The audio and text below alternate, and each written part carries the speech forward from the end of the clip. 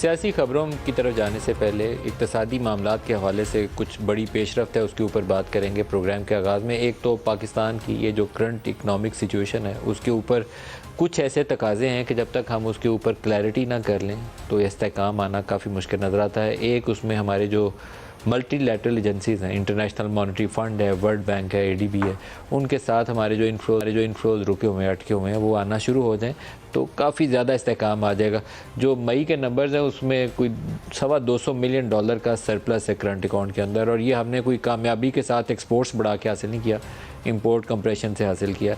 तो इस बेयकीनी को ख़त्म करने के लिए एक दफ़ा आपको IMF लेना है, उसके बाद कुछ ऐसा तरीकाकार बनाना पड़ेगा कि अपने पाँव के ऊपर खड़े हो जाएं।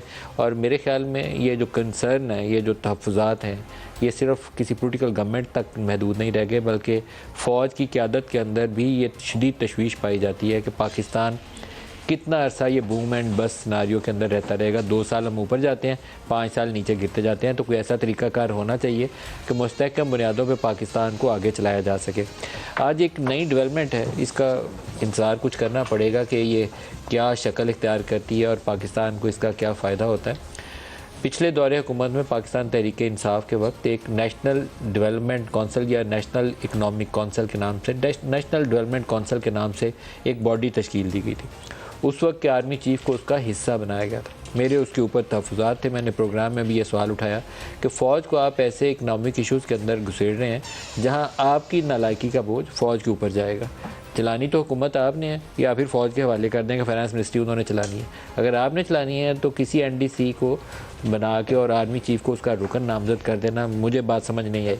आखिर में यही हुआ कि इकॉनमी का कोलैप्स होना शुरू हो गया PTI के दौरे हुकूमत के अंदर ही। फिर कोरोना आ गया, कोरोना के अंदर फ़ौज ने रेस्क्यू और रिलीफ में बहुत मदद की। ये जितना पूरा कोरोना की मैनेजमेंट थी, इसके अंदर एक बाकायदा वो जो कंट्रोल सेंटर था उसका कलीदी किरदार था, जहाँ ये तमाम पॉलिटिकल लोग जो थे नाकाम हो जाते थे, वहाँ वो सिस्टम फ़ौज का जो इंतज़ामी सलाहियत है वो काम आ जाती थी। लेकिन क्या इकॉनमी फ़ौज को मैनेज करनी चाहिए? मेरा जवाब तब भी नफ़ी था, आज भी इसका जवाब नफ़ी में है। लेकिन एक इशू के ऊपर फ़ौज का रोल बहुत ज़्यादा मुआवनत पैदा कर सकता है, वो है इत्तफ़ाक़ राय पैदा करना। आपको डैम्स बनाने हैं तो आपको एक थॉर्नी सा इशू पैदा हो जाता है, कोई इत्तफ़ाक़ राय पैदा नहीं होता। फ़ौज ज़ोर लगाए तो इत्तफ़ाक़ राय पैदा हो जाता है। आपको प्राइवेटाइजेशन करनी है तो आपको अगर फ़ौज मदद करे, इश्यूज़ आपके अदलिया में फंसे हैं, कहीं और फंस रहे हैं, तो वहाँ इस्टेब्लिशमेंट की मदद से ये चीज़ें आपकी सीधी हो जाती हैं। इसी तरह से जो ब्रॉडर पॉलिटिकल कंसेंसस है on certain issues, NFC award है, NFC अवार्ड के ऊपर इस वक्त सूबों को आप पैसे दे देते हैं। 6-7 हज़ार अरब रुपया सालाना खसारा है जो हम कर्ज़े बढ़ाकर पूरा कर रहे हैं।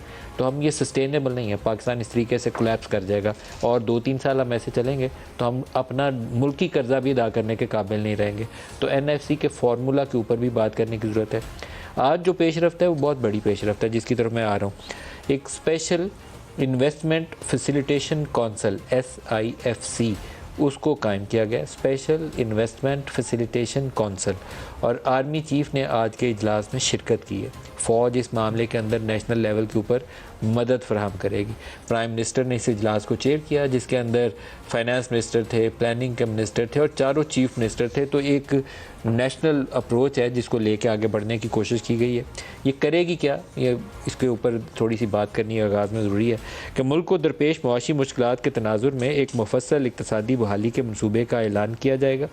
इक़्तिसादी बहाली का ये मनसूबा CPEC से भी बड़ा मनसूबा साबित होगा। दफ़ाई पैदावार, ये जो डिफेंस प्रोडक्शन है मुल्क के अंदर, ज़राई, मदनियात, IT और तवानाई के कलीदी शोबों में मुकामी सतह के साथ दोस्त ममालिक की सरमायाकारी पर जोर दिया जाएगा।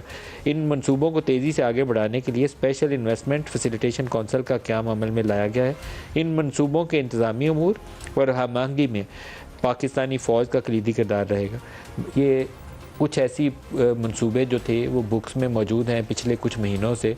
आई होप कि उसके ऊपर पेशरफ्त होगी कि चाइना, सऊदी अरब और ये जो हमारी गल्फ़ कंट्रीज़ हैं, ये IT में और ज़राअत के शोबे में और माइनिंग में बड़े पैमाने पर सरमायाकारी करेंगी।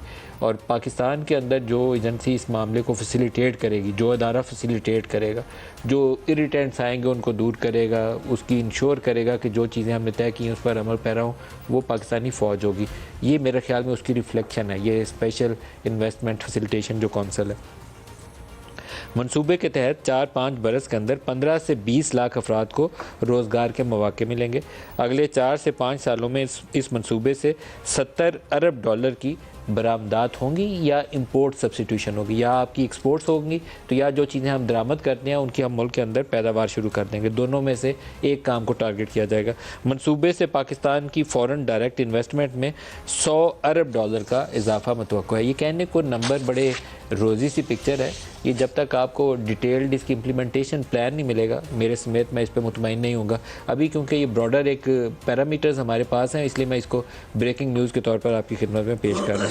इस मंसूबे के तहत अगले 4 से 5 सालों में ज़र मुबादला के ज़खायर भी दरियाफ्त हो जाएंगे, जो दरपेश मुआशी मुश्किलात में कमी का बायस बनेंगे। प्रोजेक्ट मुकम्मल होने की सूरत में 2035 तक पाकिस्तान $1 ट्रिलियन की मईशत बन जाएगा। $1 ट्रिलियन।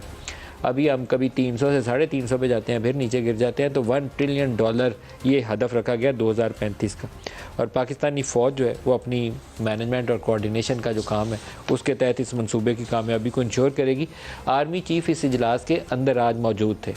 एक और चीज़ जिसके ऊपर मेरा तवक्को है कि वहाँ फ़ौज की मदद जो है इस मुश्किलात से पाकिस्तान को निकाल सकती है।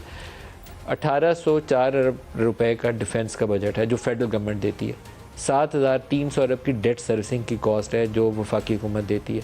पाकिस्तान के जो इस वक्त टोटल फेडरल गवर्नमेंट के पास रेवेन्यूज़ हैं वो 7300 अरब से कम है। हम बैंकों से और कर्जा लेंगे ताकि हम डेट सर्विसिंग पे कर सकें। डिफेंस पूरा हम उधार लेके चलाएंगे, ये नहीं हो सकता ना। आप बैंकों से या गैर मुल्कों से कहें हमें पैसा दो, हमने अपनी फ़ौज बनाई है उसको चलाना है।